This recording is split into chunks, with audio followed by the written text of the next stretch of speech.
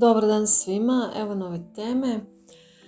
Sve u vašem domu. Dakle, hajmo vidjeti energiju prostora u kojem živite. Ukoliko ste odabrali grupu 1 i ovu kućicu sa crvenim vratima,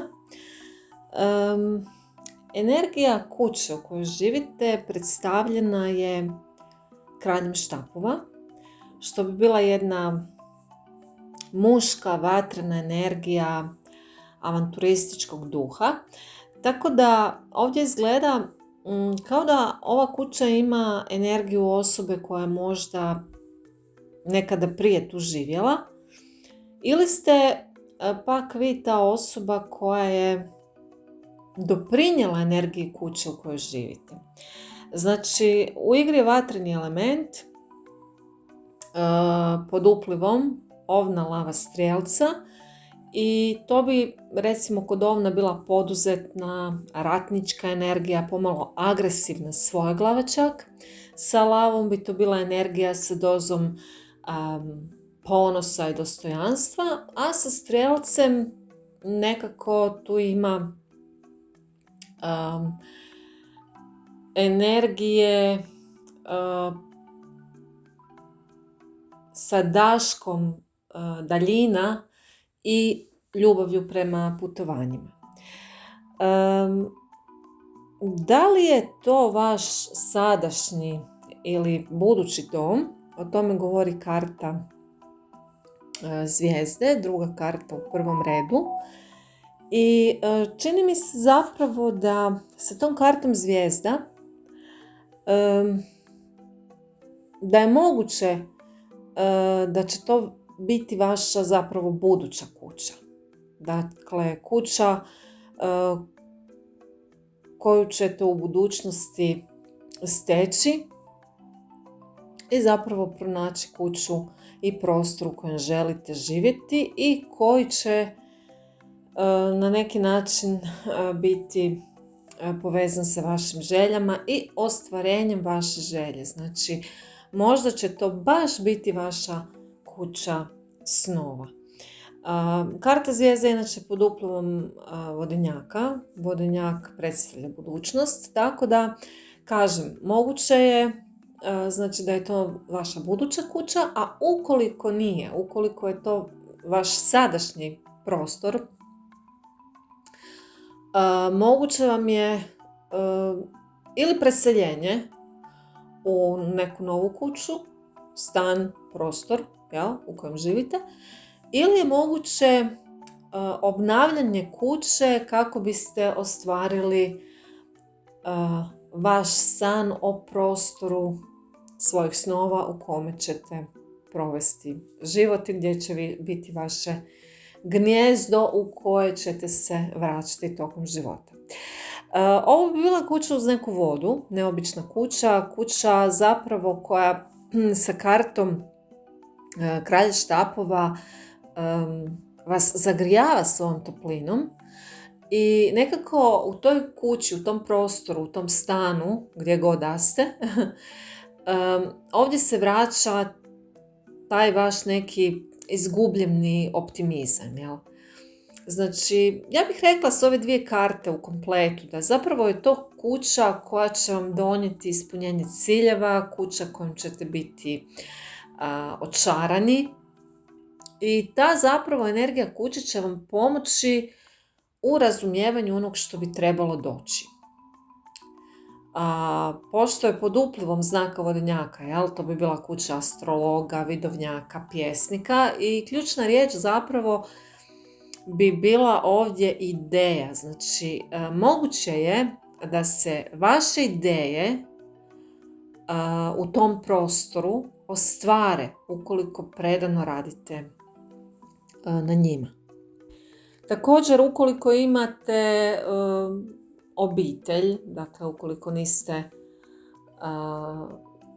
sami, čini mi se da ovo može biti jedna temperamentna familija koja dosta vremena provodi u nekakvim razgovorima, možda se dosta krećete, dosta putujete, Možda se čak i žurno raspravljate ili pak ponekad svađate i frcaju te neke iskrice, pošto ovdje taj vatreni element, vatrena energija izražena. U svakom slučaju, ovo je jedna kuća koja vam daje upravo tu dozu poleta, optimizma i žustrine. Na karti zvijezda je također ružičasti flamingo. To su društvene ptice, u stvari, koje žive u kolonijama. I iako stoji na jednoj nozi, dobro održavaju ravnotežu. Znači, te ptice su zapravo otvorene prema drugima, otvorenog srca i simboliziraju obitelj, seksualnost, nova iskustva, pa čak i intuiciju. Tako da, čini mi se da kroz ovu kuću sa simbolikom flaminga, da ćete vi zapravo uspostaviti ravnotežu na svim područjima života i da ćete biti emocionalno otvoreni za davanje i primanje ljubavi, s tim da taj duh flaminga traži da uredite svoj život i da se riješite svega negativnog. Tako da mislim da ova energija kuća će vas primorati zapravo da se krećete prema naprijed i moguće je da ćete u masu slučajeva možda predosjetiti te nadolazeće životne promjene, što je zapravo korisno za vas. Što se tiče ove 4 donje karte u drugom redu, tu imamo područje vatre, zemlje, vode i zraka, znači imamo kreativnost, materijalno obilje, emocije i misli. Kao što vidite, ovdje definitivno je jedna stabilna zemljana energija, jer imamo i princezu novčića u području kreativnosti, u području materijalnog obilja 7 novčića i u području misli imamo kralja novčića, dok ovaj mađioničar u području emocija, dakle to je voda ovdje naglašena, vas zapravo podržava u cijeloj ovoj priči. Znači, ovaj mađioničar nekako meni objedinjuje sva ova ostala područja života, tako da vaše emocije, vaša intuicija, tu dolazi do izražaja. Taj mađioničar zapravo vam daje dobru procjenu u svim područjima života, daje vam snagu volje koja vodi uspjehu i on upravo barata sa svim tim alatima koji vam pomažu da zapravo s ovim novčićima dobro balansirate i da je zapravo energija kuće stabilna i da vas potiče realizaciji planova i želje. Kod područja kreativnosti ja bih rekla da ovdje u vama prisutna određena doza luksuza i bogatstva zapravo unutarnjeg stanja što se kreativnosti tiče. Imate rezerve snage unutar sebe, istančana osjetila, ukus, ne zaboravljate na duhovnost, ne zaboravljate na umjetnost i definitivno ovdje energija kuće vas podržava i vodi vas u uspjehu ukoliko ćete povremeno iskoračiti iz realnosti. Znači, ovdje je mađioničar u funkciji emocija, to je ono u vama, izvor koji sve pokreće. Ta voda natapa zemlju kako bi sve bilo plodno, daje život nečemu, rekla bih. I ovdje, kao što rekoh, meni taj mađioničar u stvari naglašava da vi kroz djelovanje, kroz impuls, emotivni impuls, kroz intuitivno djelovanje možete vremenom ubrati zapravo plodove vlastitog rada i možete promijeniti smjer na jedan pozitivniji način gdje će se vaši poslovi dobro razvijeti. Također ova energija kuće vam daje dobro psihofizičko zdravlje, ulaganje truda u nešto čime se bavite, znači vodi uspjehu, i to sjeme kreativne sposobnosti u principu koje je unutar vas zasijano, jel? Nosi sa sobom beskonačne potencijale koje zapravo možete ostvariti, ispoljiti i u biti na neki način imati i bistrinu uma, poslovnu pronicavost, bogatstvo misli je tu izraženo, bit ćete puni snage, volje i dobrog zdravlja za sve ono što je ispred vas. Što se tiče kristala za kuću, ispala mi je karta Lapis Lazuli. Znači, ovdje je ključna istinitost i prisutnost u sadašnjem trenutku i trebate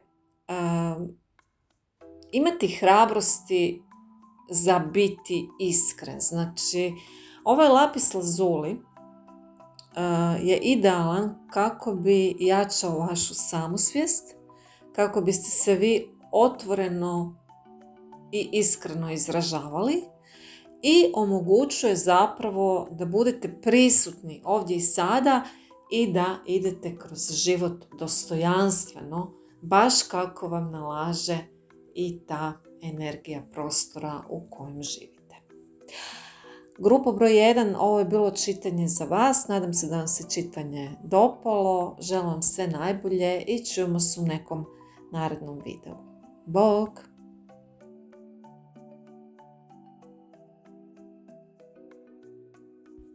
Dobar dan svima.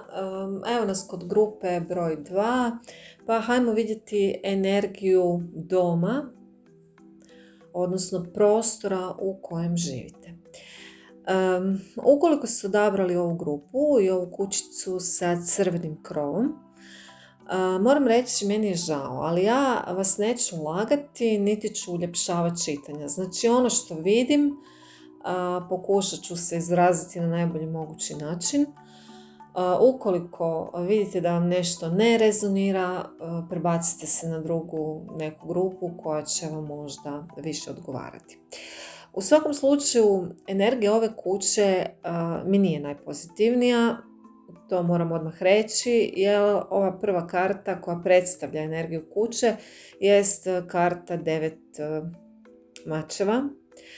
I to je karta koja sa sobom nosi mnogo patnje i boli, možda čak samoće, i čini mi se uz kartu 8 kupova koja predstavlja sadašnji ili budući dom, da ste vi zapravo trenutno u prostoru gdje je nakupljena energija možda čak nekakvih emocionalnih ozljeda još iz davne prošlosti, ili možda krivnje i žaljenja za nečim što se odigralo na jedan loš način, ili pak žalite možda, to isto može biti slučaj, za nekom nekretninom koju ste napustili. Naprosto mislim da u prostoru u kojem trenutno jeste, da se ne osjećate dobro. Znači, to je vidljivo iz druge karte u prvom redu, jer iza ovog tužnog čovjeka je olupina broda i on sjedi na toj obali i zapravo je u stanju nekakvog očaja i negativnih razmišljanja.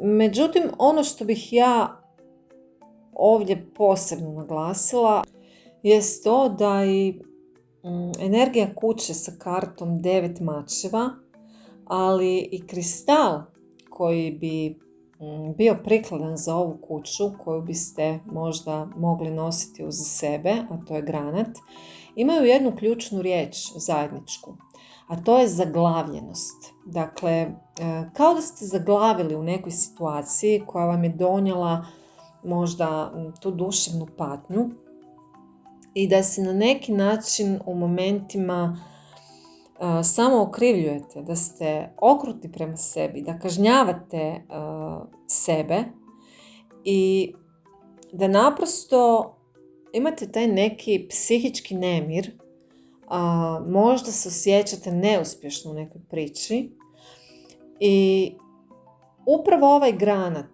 koji je ispao, koji sam izvukla kao kristal za grupu 2, je zapravo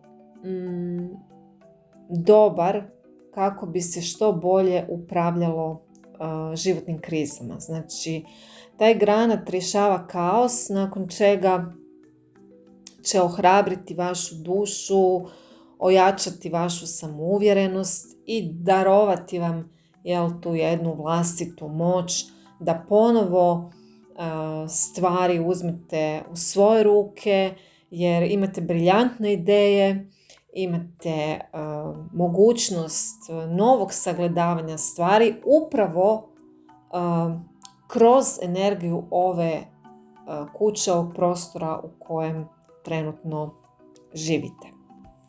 Ovdje je znači potrebno da oprostite i sebi i drugima, jer koliko god energija kuće nije najpozitivnija, ipak ova kuća nudi vrlo lijepe događaje ako otpustite sve negativno. Ove donje 4 karte u drugom redu imamo područje kreativnosti.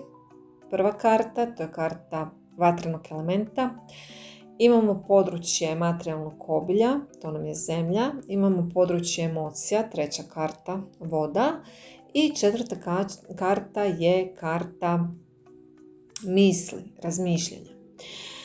U prvom redu ja bih rekla sa kartom kreativnosti da vi sami za sebe ste jedna zapravo osoba koja sve previše uzima k srcu i da imate konstantnu potrebu, ako ne davati, a onda pomagati drugima. Znači, ovdje je naglasak na vodenom elementu u vatrenom području kreativnosti, znači rak, škorpion, ribe. I ovo meni govori zapravo o vama najviše, da ste vi u samoj svojoj biti vrlo šarmantni, otmjeni, lijepih manira i često umjetničkih sklonosti, to je jako važno. I zapravo ste vrlo kreativni. Ovdje možda bi bio savjet da potražite u svom okruženju gdje živite osobe sa kojima se dobro osjećate, jer vam na neki način nedostaje prava i iskrena komunikacija. Kao što rekoh, vi se možda u nekom segmentu života osjećate neuspješno, bili ste možda zaglavljeni u nekoj situaciji, ali sa kartom svijet koja je ispala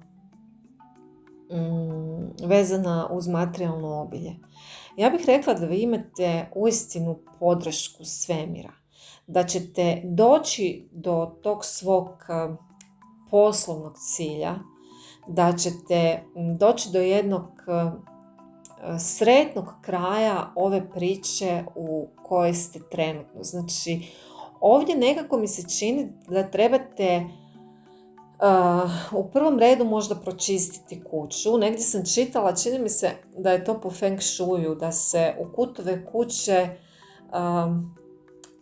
stavi morska sol koja zapravo upija svu tešku energiju, a ukoliko osjećate neki nemir i baš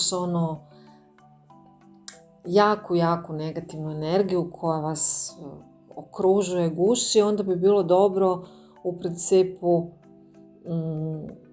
okaditi kuću sa tamjanom, koji je zapravo taj koji tjera zlo iz kuće i koji priziva mir i blagostanje. Što se tiče područja emocija, ovdje je karta suda koja podržava vaše emocije, ali na način da je vrijeme da raskrstite sa tim negativnim razmišljanjima, jer u području misli, koje je usko povezano upravo i sa emocijama, imate 5 novčića i tu je vidljivo da ste vrlo često zabrinuti, da vršite sami nad sobom teror takvim razmišljanjima koji vam ne čine dobro, i kad se oslobodite kroz taj magični ples univerzuma koji je predstavljen na prethodnoj karti svijeta i kad se odazovete tim unutarnjim glasovima, tim unutarnjim emocijama,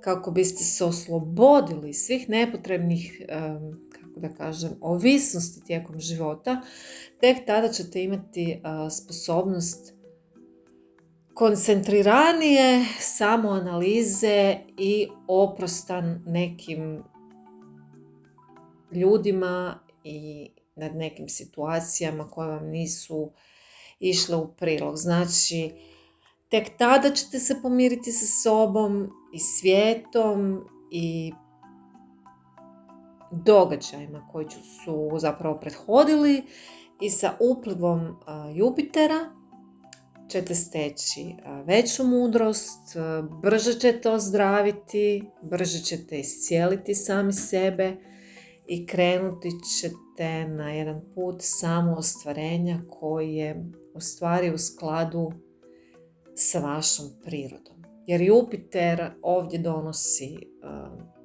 bogatstvo, dobrobit, širenje vidika, moć sagledavanja prošlih i budućih situacija, tako da ta energija kuće u stvari u kojoj se vi ne osjećate najbolje čini to da ćete zapravo kroz to neko pročišćenje početi živjeti jedan puno bolji život. Kažem, bilo bi dobro da pročistite kuću. Na internetu možete svašta pronaći što se tiče o pročišćenju kuće, povezano sa feng shuijem i sa tim nekakvim starim tehnikama kroz povijest. Tako da, eto, to bi bilo to za vas, grupo broj 2. Želim sve najbolje i vjerujte, bit će sve u redu ukoliko počnete malo svjetlije razmišljati, jer vas čeka zaista s ovim Jupiterom na kraju priče i s ovim oslobođenjem kroz ples, simbolički čeka vas jedna perspektivna i lijepa budućnost. Želim sve najbolje i čujemo se u nekom narednom videu. Bog!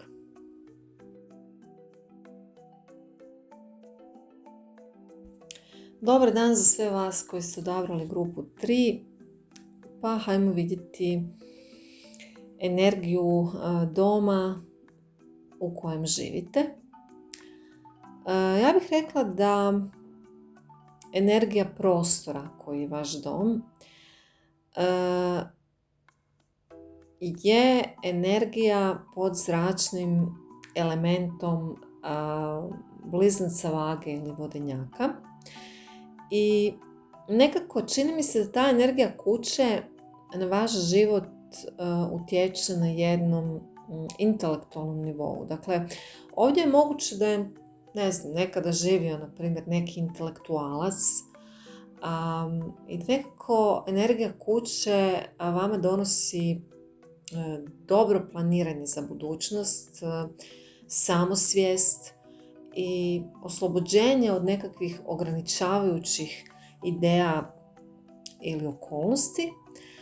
I zapravo je ova energija kuće u funkciji da se krećete, da se zauzmete za sebe, što zapravo može voditi sebičnosti. Da, ovo je jako važno. Naime, ovdje je Mars u zračnom znaku, znači, tako da ovdje moguće da kad osjećate u ovom prostoru nemir. Nemir, neprijateljstvo ili pak sukobe s okolinom. Znači, ova energija po meni je odlična za intelekt, ali je moguća razdražljivost s vaše strane ili smetnja okoline.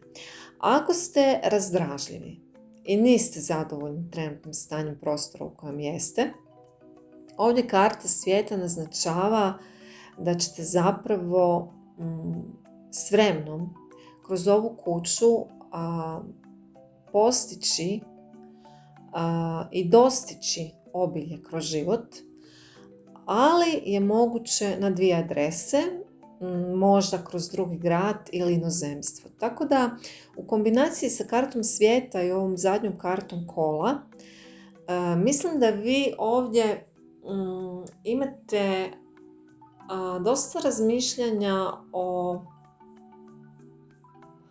kombinaciji stanovanja, recimo, jer ovdje je moguće čak da je to kuća na kotačima, pod navodnicima, znači da vam zapravo paše taj pokret, to kretanje, a s druge pak strane možemo to i bukvalno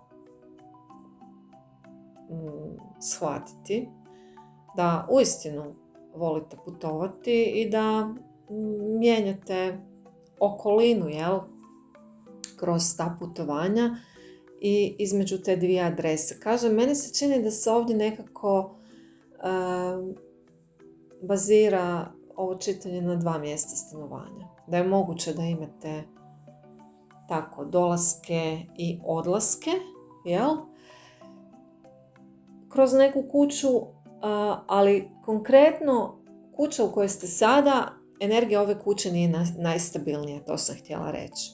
Nije najstabilnija energija kuće, ali zapravo oslobađa od nametnutih životnih ograničenja.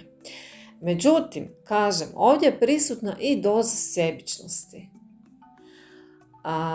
što pridonosi vašem načinu života. Jer vi kroz ovu energiju kuće morate naučiti davati. Jer u području emocija imamo as novčića, koji je zapravo usredotočen na gomilanje materijalnih dobara, na osobni talent, na posao, na bogatstvo i nekako kroz to materijalno se vi ostvarujete, tako barem to tu izgleda, ali zatomljujete emocije ili pak kroz odnose tražite materijalnu sigurnost.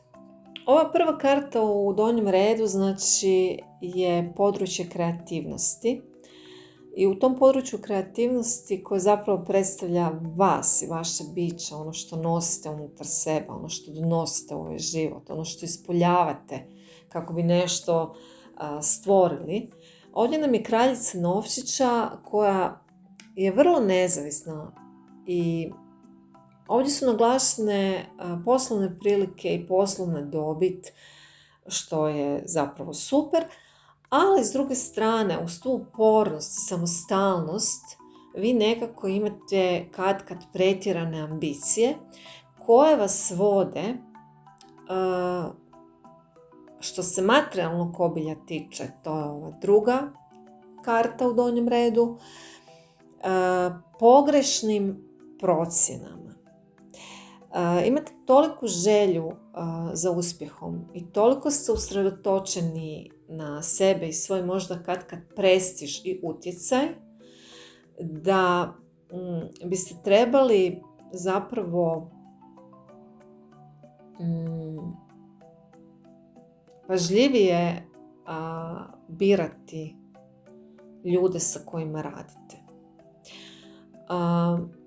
Znači, po meni se vi dugo ne zadržavate na jednom mjestu. Čak je moguće da kroz tu energiju obilja sa Venerom u ovom vodenjaku imate neka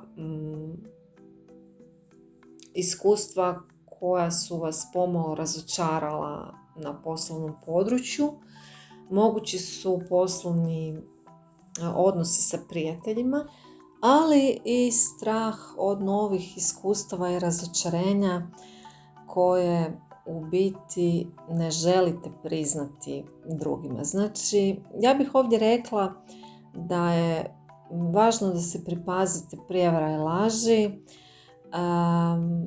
i da vam je potrebna ravnoteža, kako mentalno, tako i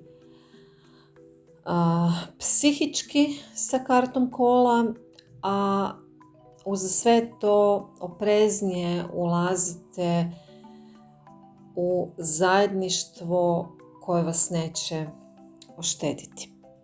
Jer kažem, energija kuće nije najstabilnija, vi ste uvijek u fazi pokreta, mirovanja ovdje baš i ne vidim. Tako da je, što se tiče kristala za kuću, izašao akvamarin. Na čijoj je kartici interesantna rečenica, a to je da vaš život treba novu vožnju, novi pogon, novi smjer. Jel? Dakle, taj akvamarin bi bio kristal koji donosi zaštitu, koji donosi olakšanje, koji donosi čak vidovitost ili ti predosjećaj za te neke situacije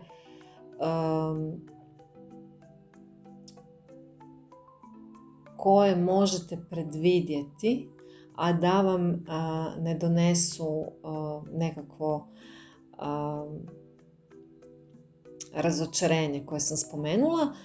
A također akvamarin je u principu odličan za lakoću postojanja u kombinaciji sa dubinom. Znači, kako ne biste gledali površno na stvari, ljude, događaje, poslovne odnose, nego kako biste nekako olakšali se takve situacije da u principu prednjačite u tom poslovnom svijetu, ali da nemate s vremena na vrijeme te nekakve gubitke, što nam je u principu na karti petice mačeva.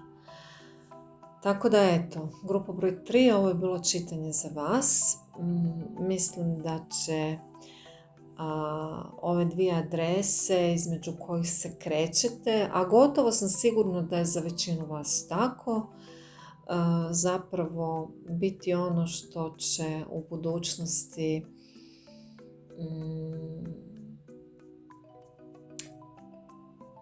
potrajati. Da, mislim da će to potrajati i kažem, moguće je to kretanje možda i kroz neke poslovne situacije. Možda su tu u igri neka poslovna putovanja, pa naprosto putujete na kotačima, što bi se reklo, čisto da obavljate posao u nekom drugom gradu ili državi, ili možda čak se bavite nečim u svom gradu što vas zapravo primorava da jako puno trošite vremena na to kretanje, što vam zapravo ova energija kuće i omogućava. Jel? Ali kažem, nekako ovdje bi trebalo biti manje površan i ovaj akvamarin je uistinu odličan za zaštitu kako biste dubinski pristupili nekom problemu i kako biste i dalje uspješno realizirali svoje projekte, uspješno planirali i kako biste i dalje zapravo bili u tom poslovnom svijetu na poziciji na koju želite. Eto, grupa broj 3, ovo je bilo čitanje za vas. Želim vam sve najbolje i čujemo se u nekom narednom videu. Bog!